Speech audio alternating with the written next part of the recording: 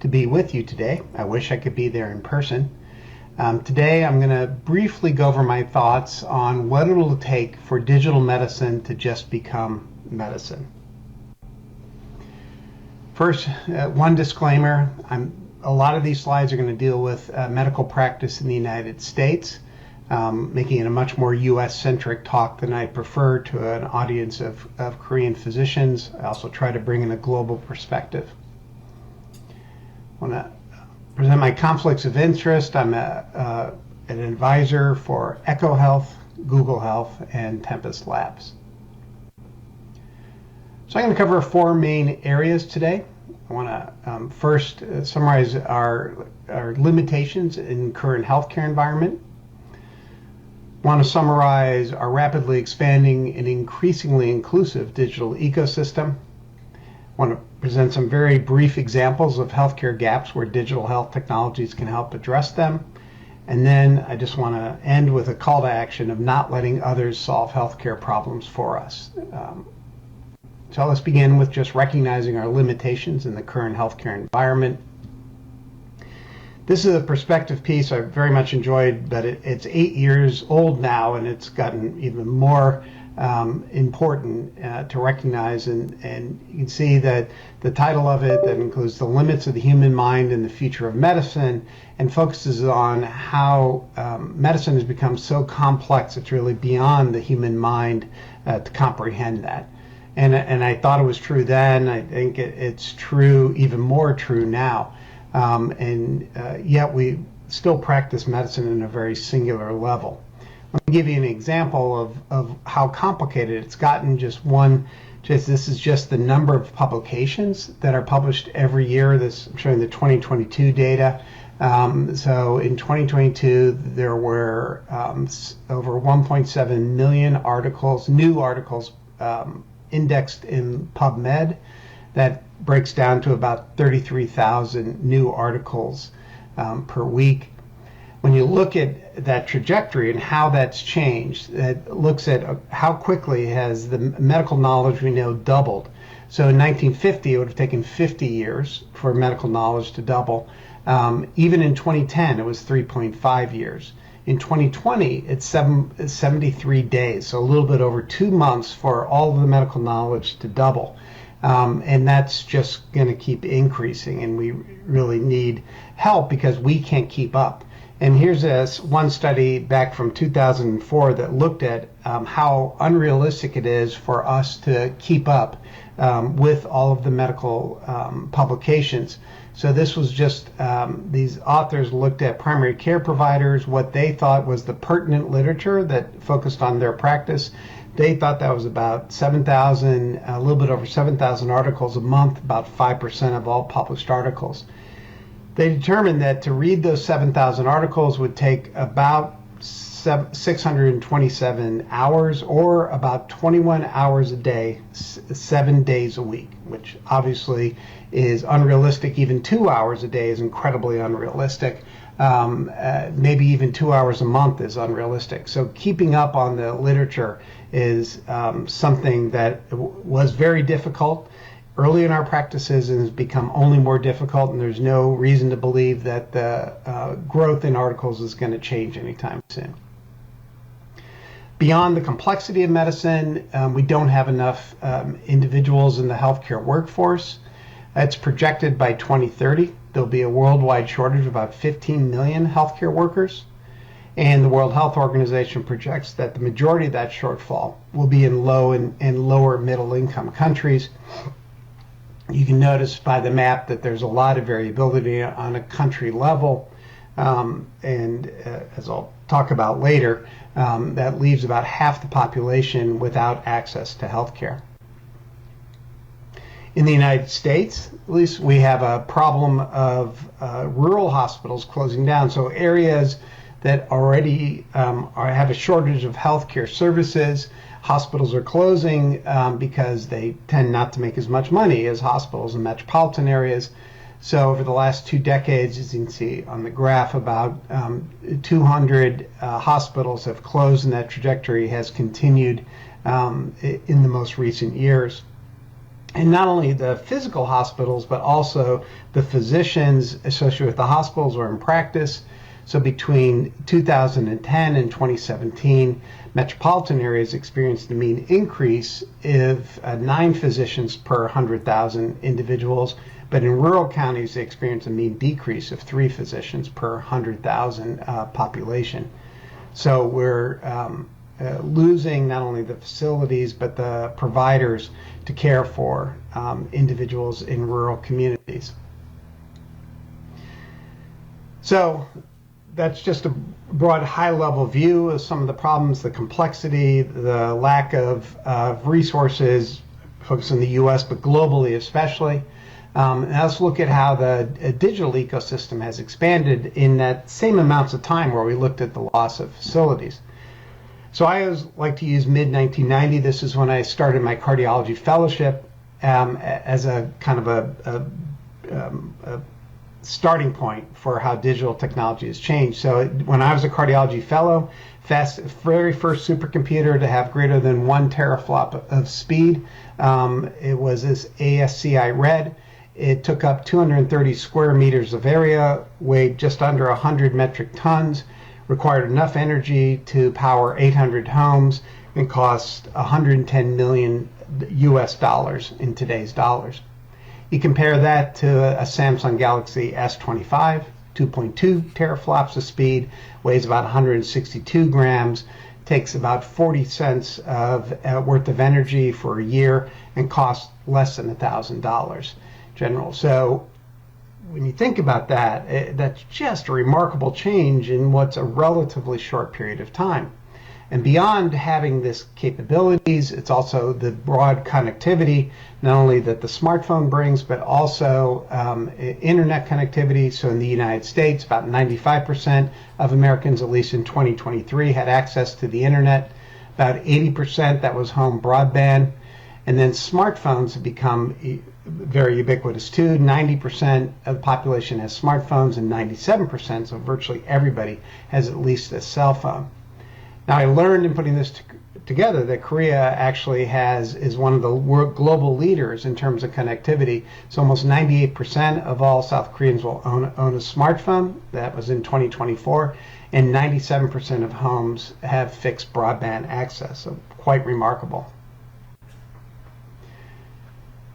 Globally, there's a lot of variability, as you can imagine. In the last 25 years, though, that connectivity globally has increased by 1,300%. So it's still increasing. About just under 70% of the global population has access and uses the internet.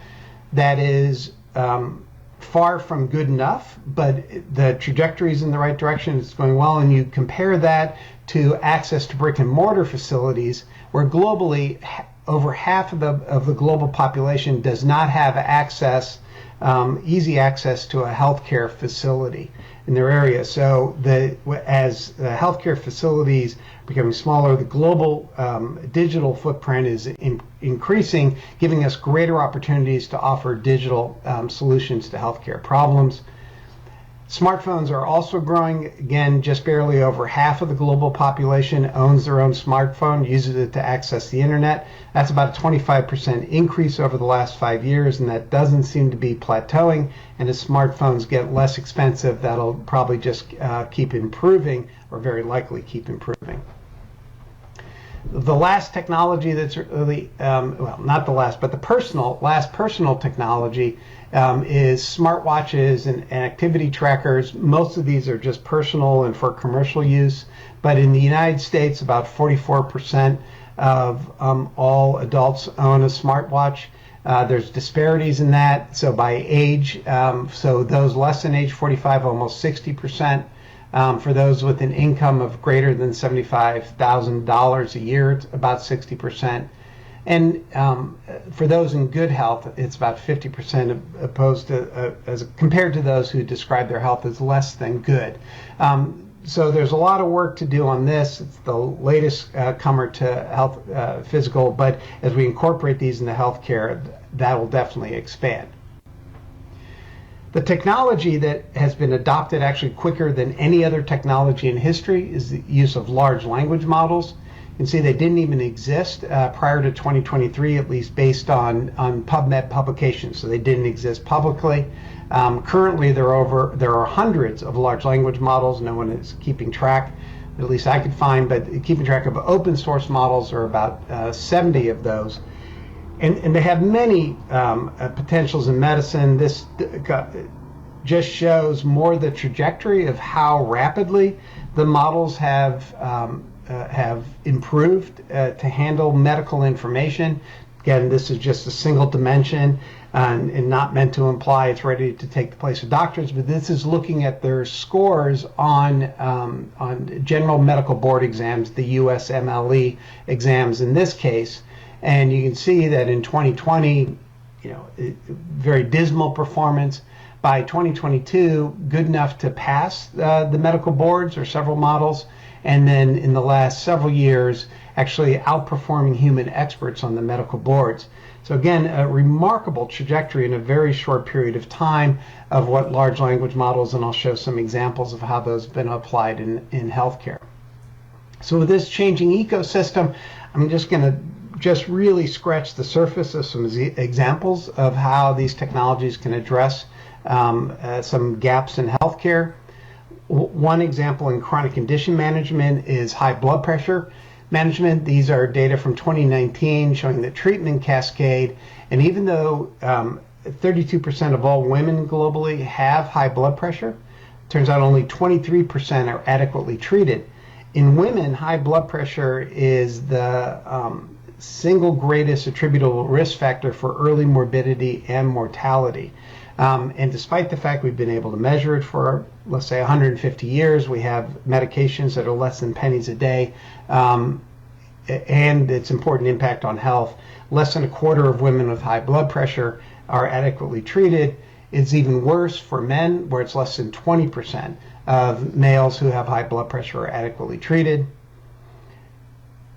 Korea does an amazing job, I found, where 30% of adults have high blood pressure, 77% are aware they have high blood pressure, 74% are treated, and almost 60% are controlled. So almost 3 times better than what is achieved globally. And the global numbers, embarrassingly, are very similar to the US numbers. So Korea doing a much, much better job than we do in the US of managing high blood pressure. Now, in a technology that I think can make a huge difference, not the technology itself, but as a tool within a solution, are these non-cuff wrist wearable blood pressure monitors. This is an example, a Corsano device that we use at Purdue in teaching a wearables class to our students. And their data, they have data relative to both the 24-hour ambulatory monitor as well as invasively monitored blood pressure. Very encouraging news in the last several days is Actia, which is now called Hilo, which has been around for several years, but they just got FDA clearance for an over-the-counter cuffless blood pressure monitor device. So that, I think, has the potential to really change how we manage high blood pressure. Still needs to be incorporated in systems of care that helps patients, but it's definitely a step in the right direction. And so I think that this non-cuff blood pressures can have a lot of potential to change that dismal performance we have in treatment right now. I tell my students often that I think stethoscopes have become more fashion accessories for healthcare professionals than the tools. The data not shown here, but other studies have shown that the sensitivity for detecting moderate or more severe valvular heart disease is about 30 to 40% in real-world practice, and that's by experienced clinicians. This is one study looking at a digital stethoscope and its performance. So a digital stethoscope supported by using AI to diagnose heart murmurs. This is a study done in 3 primary care clinics in Boston. You'll see that the sensitivity for a structural heart murmur was about 41% in the primary care clinic setting, whereas the digital stethoscope had about 94% sensitivity. Trade-off is the physicians were a little more, had higher specificity, almost 96% compared to 85% for the digital stethoscope. The digital stethoscope not only offers greater sensitivity in detecting structural heart murmurs that are clinically important, but also, you can't tell on this picture of the stethoscope, but on the bottom it has 3 ECG leads. And combining the ECG with the PCG, or the phonocardiogram heart sounds, they used an AI model to detect low ejection fraction. And in this study of over 1,000 individuals, that the sensitivity for detecting individuals with a low ejection fraction less than 40% was 83%, and a specificity of 80%. What makes that really exciting is a stethoscope is something easy, can take anywhere, and especially as connectivity increases everywhere. And one example of that is a study done in Nigeria in the screening for peripartum cardiomyopathy, which has a very high rate and very high risk in any situation, but especially in a low resource area like Nigeria. And the digital stethoscope doubled the identification rate of women with peripartum cardiomyopathy. So it shows how an AI supported digital tool that can be used anywhere can make have a big impact in a global population, in a low resource area in particular. The artificial intelligence, the generative AI chatbots in particular, have a lot of capabilities, and those have gotten better and better and more human-like, and then supported by more medical knowledge. One of the first studies looking at this in a real-world application is in the England's National Health Service, where they looked at a generative AI chatbot in order to improve mental health accessibility. Anxiety and depression, as everybody in practice realizes, is a huge problem. It affects nearly 1/3 of the global population sometime in their lifetime. And the majority of people it affects don't have access to mental health services. So in this study, they looked at whether a generative AI chatbot could improve mental health access to individuals in this, as I mentioned, a real world observational but match-controlled study in nearly 130,000 individuals. What in this study they found is that there was an absolute 9% increase in referrals by the chatbot relative to the standard of care, which is website friendly and covered telephone and typical what you'd expect in more state-of-the-art referral service. But what was most interesting is that in general, while it improved referrals, it especially improved referrals in individuals who are in self-identified minority groups. Either in sexual identity, you'll see that nine binary individuals had a remarkable over 100% increase in referrals to mental health providers, and ethnic minorities, almost a 30% increase in referrals relative to non-ethnic minorities. And in this study, finding that individuals who otherwise felt stigmatized or judged by human interaction in using the chatbot felt much more comfortable in accessing mental health services. So this is one real-world example. Another real-world example, more recently done in a French insurance company called Alan. They created a multi-agent large language model called Mo, and they incorporated Mo in a prospective study into an existing medical advice chat service that they've had run by general practitioners since 2020. So this was a service provided to the Alan members. And the Allen decided to test whether how their members perceive the Mo relative to their standard of care general practitioners. They looked at 926 cases, and they evaluated both patient satisfaction as well as physician assessed safety and accuracy. They did this, I think, in a very ethically sound way, where they presented to their members that they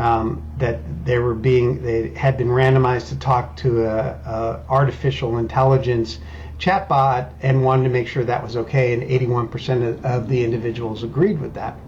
After the interactions, and individuals graded their experience on a scale of 1 to 5, with 5 being the best, between their standard of care, general practitioner intervention, or interactions with Mo. You'll see overall satisfaction was greater with Mo and relative to the general practitioners. Empathy and trust were equivalent, and then clarity was better for Mo overall. Physicians saw that the interactions with Mo were both accurate and safe at the same level as the physician interactions at 95%. One less real-world example, but showing the capability, is looking at an articulate medical intelligence explorer that's developed by Google called Amy. Amy, not maybe the design, but can mimic what WhatsApp, people use WhatsApp for healthcare, which is being incorporated more and more, especially in low resource settings. So in this research setting study, Amy was compared to primary care physicians in a randomized double-blind study of chat-based consultations. These chats were carried out by patient actors, and it was a multi-modality interaction. They could include skin photos, ECG photos, or photos of their clinical lab data. The patient actors had interactions with were randomized to an interaction with a primary care physician, an experienced primary care physician, or Amy, the large language model chatbot. And then the performance of Amy versus the primary care providers was evaluated by 18 specialists, and who were blinded to whether it was the doctor or Amy in the interactions. You'll see that the Amy did better in 7 of 9 axes and was similar in 2 of them. So again, this is an artificial research setting, but shows capabilities of expanding the maybe care into a chat-based, WhatsApp-type-based care paradigm. So with those brief examples, I just want to conclude by just maybe really a call to action of not letting others solve healthcare problems for us. I think physician involvement is critically important, but it's important that we think differently. These figures are from a paper that was just published in the past week, including by a co-author. One of the co-authors was my mentor and friend, Eric Topol, and it really focuses on transformation in medical practice. And I would say I added with why it needs to be physician-led, because we really only understand this. And there are 3 different levels of that. There's, okay, how can you use digital AI-enabled technologies, change clinical practice, and thinking transformatively, so we're used to episodes of care. Well, the AI-enabled care can really allow for continuous and regular monitoring, and very personalized approach to it, and not built around the different episodes. But we have to think differently than our current systems of care to make that happen. In the U.S., and I think otherwise, we really focus on sickness care. For the future of healthcare, we really need to focus on keeping people well, making healthcare accessible to all people 24/7, which we can't do in a human side, have to take advantage of digital. Part of that keeping people healthy is that regular and continuous monitoring, and providing patients what they need to accomplish that. And then the final tier of how digital technology can improve healthcare that we have to help lead is that recognition of the medical knowledge. So in our traditional practice, we have extensive medical literature that is either not reviewed or just superficially reviewed. But now we have these AI models that can regularly incorporate medical research, so there's not a multi-year lag time until new research is incorporated. So, in summary of this brief discussion, I want to say healthcare has become incredibly complex with demand outstripping both existing manpower and facilities. Digital health technologies offers unprecedented capabilities to address these and many other existing healthcare gaps. And it is critical that physicians and healthcare systems, brave enough to be transformative, guide the vision for the future of medicine. Thank you. Kamsahamnida. I look forward to answering questions. Thank you.